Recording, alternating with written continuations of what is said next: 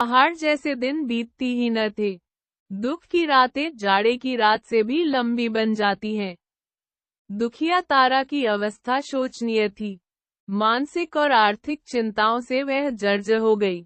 गर्भ के बढ़ने से शरीर से भी कृश हो गई। मुख पीला हो चला। अब उसने उपवन में रहना छोड़ दिया। चाची के घर में जाकर रहने लगी। वही सहारा मिला। खर्च न चल सकने के कारण वह 2-4 दिन के बाद एक वस्तु बेचती, फिर रोकर दिन काटती। चाची ने भी उसे अपने ढंग से छोड़ दिया। वही तारा टूटी चारपाई पर पड़ी कराहा करती।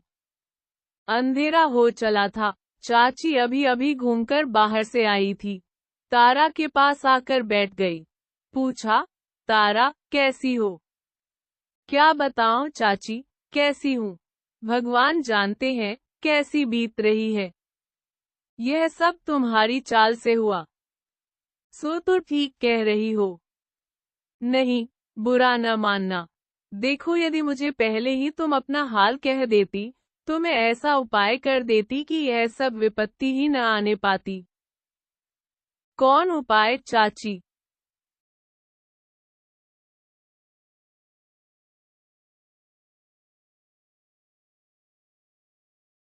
कह देती, तो मैं ऐसा उपाय कर देती कि यह सब विपत्ति ही न आने पाती।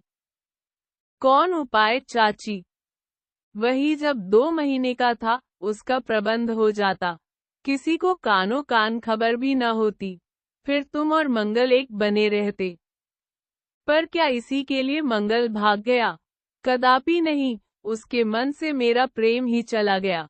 चाची, जो बिना किसी लोभ के मेरी इतनी सहायता करता था, वह मुझे इस निस्सहाय अवस्था में इसलिए छोड़कर कभी नहीं जाता। इसमें कोई दूसरा ही कारण है। होगा, पर तुम्हें यह दुख देखना न पड़ता। और उसके चले जाने पर भी एक बार मैंने तुमसे संकेत किया, पर तुम्हारी इच्छा न देखकर मैं कुछ न बोली। नहीं तो अब तक मोहनदास तुम्हारे पैरों पर नाक रगड़ता। वह कई बार मुझसे कह भी चुका है। बस करो चाची, मुझसे ऐसी बातें न करो।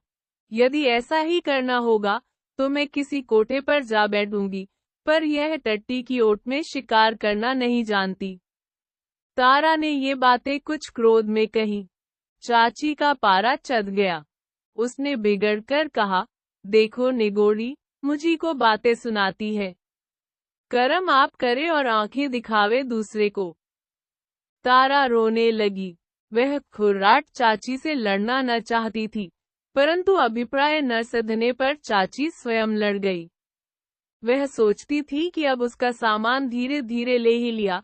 दाल रोटी दिन में एक बार खिला दिया करती थी। जब इसके पास कुछ बचा ही नहीं और आगे की कोई आशा भी न रही, तब इसका झंझट क्यों अपने सिर रखूं? वह क्रोध से बोली, रो मत रानड़ कहीं की। जा हट, अपना दूसरा उपाय देख। मैं सहायता भी करूं और बातें भी सुनूं, यह नहीं हो सकता। कल मेरी कोठरी खाली कर देना, नहीं तो झाड़ू मारकर निकाल दूंगी। तारा चुपचाप रो रही थी। वह कुछ न बोली। रात हो चली। लोग अपने अपने घरों में दिन भर के परिश्रम का आस्वाद लेने के लिए किवाड़े बंद करने लगे, पर तारा की आंखें खुली थी। उनमें अब आंसू भी न थे।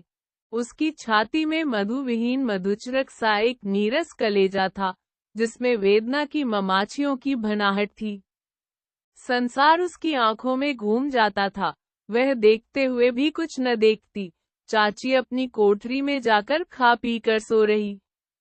बाहर कुत्ते भौंक रहे थे। आधी रात बीत रही थी। रह रहकर निस्तब्धता का झोंका आ जाता था। सहसा तारा उठ खड़ी हुई। उन्मादिनी के समान वह चल पड़ी। फटी धोती उसके अंग पर लटक रही थी। बाल बिखरे थे, बदन विकृत। भय का नाम नहीं, जैसे कोई यंत्र चालित शव चल रहा हो। वह सीधे जाह्नवी के तट पर पहुंची। तारों की परछाई गंगा के वक्ष में खुल रही थी। स्रोत में हर हर की ध्वनि हो रही थी। तारा एक शिलाखंड पर बैठ गई। वह कहने लगी, मेरा अब कौन रहा जिसके लिए जीवित रहूं? मंगल ने मुझे निरपराध ही छोड़ दिया। पास में पाई नहीं, लांछनपूर्ण जीवन, कहीं धंधा करके पेट पालने के लायक भी नहीं रही। फिर इस जीवन को रखकर क्या करूं? हाँ, गर्भ में कुछ है, वह क्या है, कौन जाने। यदि आज न सही, तो भी एक दिन अनाहार से प्राण छटपटाकर जाएगा ही, तब विलंब क्यों? मंगल। भगवान ही जानते होंगे कि तुम्हारी शैया पवित्र है। कभी स्वप्न में भी तुम्हें छोड़कर इस जीवन में किसी से प्रेम नहीं किया, और न तो मैं कलुषित हुई। यह तुम्हारी प्रेम भिखारिनी पैसे की भीख नहीं मांग सकती और न पैसे के लिए अपनी पवित्रता बेच सकती है, तब दूसरा उपाय ही क्या? मरण को छोड़कर दूसरा कौन शरण देगा भगवान? तुम यदि कहीं हो, तो मेरे साक्षी रहना। वह गंगा में जा ही चुकी थी कि सहसा एक बलिष्ठ हाथ ने उसे पकड़कर रोक लिया। उसने छटपटाकर पूछा, तुम कौन हो, जो मेरे मरने का भी सुख छीनना चाहते हो? अधर्म होगा, आत्महत्या पाप है, एक लंबा सन्यासी कह रहा था। पाप कहाँ, पुण्य किसका नाम है मैं नहीं जानती। सुख खोजती रही, दुख मिला। दुख ही यदि पाप है, तो मैं उससे छूटकर सुख की मौत मर रही हूँ, पुण्य कर रही हूँ। करने दो। तुमको अकेले मरने का अधिकार चाहे हो भी, पर एक जीव हत्या तुम और करने जा रही हो, वह नहीं होगा। चलो तुम अभी, यही पर्णशाला है, उसमें रात भर विश्राम करो। प्रातःकाल मेरा शिष्य आवेगा और तुम्हें अस्पताल ले जाएगा।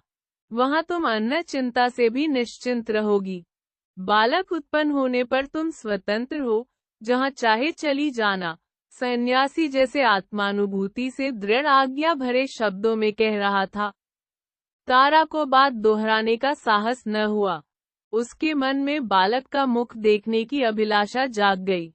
उसने भी संकल्प कर लिया कि बालक का अस्पताल में पालन हो जाएगा, फिर मैं चली जाऊंगी। वह सन्यासी के संकेत किए हुए कुटीर की ओर चली। अस्पताल की चारपाई पर पड़ी हुई तारा अपनी दशा पर विचार कर रही थी। उसका पीला मुख, धसी हुई आंखें, करुणा की चित्रपटी बन रही थी। मंगल का इस प्रकार छोड़कर चले जाना सब कष्टों से अधिक कसकता था।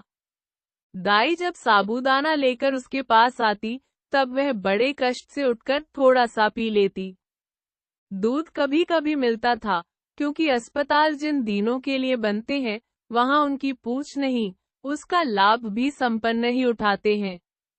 जिस रोगी के अभिभावकों से कुछ मिलता, उसकी सेवा अच्छी तरह होती, दूसरे के कष्टों की गिनती नहीं। दाई दाल का पानी और हल्की रोटी लेकर आई। तारा का मुंह खिड़की की ओर था। दाई ने कहा, लो कुछ खा लो। अभी मेरी इच्छा नहीं, मुंह फेरे ही तारा ने कहा। तो क्या कोई तुम्हारी लॉन्ड्री लगी है, जो ठहर कर ले आवेगी? लेना हो तो अभी ले ले। मुझे भूख नहीं दाई, तारा ने करुण स्वर में कहा। क्यों, आज क्या है? पेट में बड़ा दर्द हो रहा है, कहते कहते तारा कहारने लगी। उसकी आंखों से आंसू बहने लगे।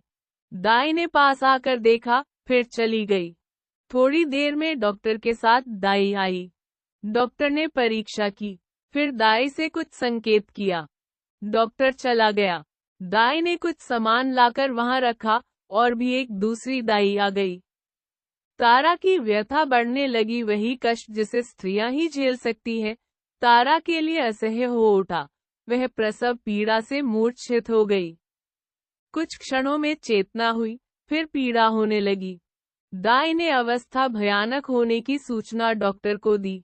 वह प्रसव कराने के लिए प्रस्तुत होकर आया। सहसा बड़े कष्ट से तारा ने पुत्र प्रसव किया। डॉक्टर ने भीतर आने की आवश्यकता न समझी, वह लौट गया। सूतिका कर्म में शिक्षित दाइयों ने शिशु संभाला। तारा जब सचेत हुई, नवजात शिशु को देखकर एक बार उसके मुख पर मुस्कुराहट आ गई।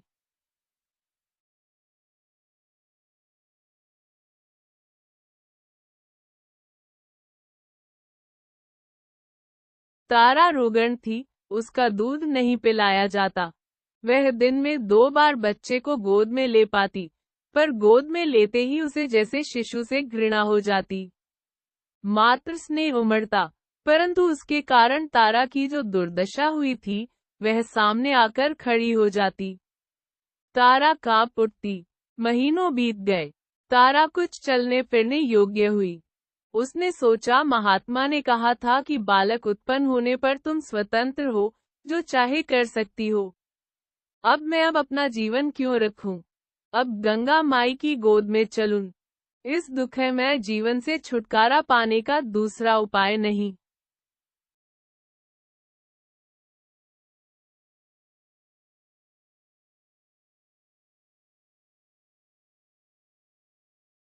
दूसरा उपाय नहीं।